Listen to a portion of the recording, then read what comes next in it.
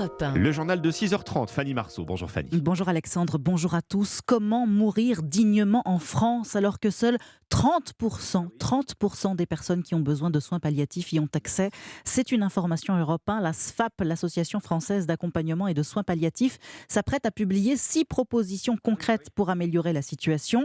Un rapport d'une trentaine de pages que vous avez pu consulter en exclusivité pour Europe 1, Yasmina Katou, et dont l'objectif est clair: simplifier l'accès aux soins palliatifs pour les patients et pour les professionnels. Aujourd'hui, il existe un millefeuille de structures de soins palliatifs, les équipes mobiles, les réseaux de soins, les hôpitaux.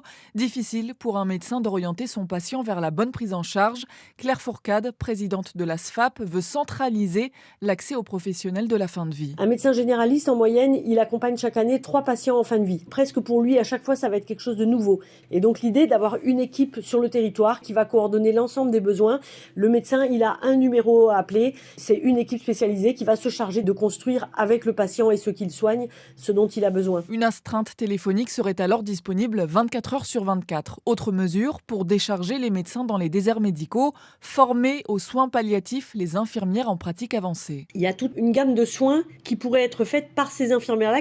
Prescrire une réévaluation d'un traitement avec de la morphine, par exemple, pour être sûr que le patient aura ce dont il a besoin au moment où il en a besoin. Cela pourrait permettre d'augmenter l'offre de soins à domicile, alors que 70% des Français disent vouloir s'éteindre chez eux, entourés de leurs proches.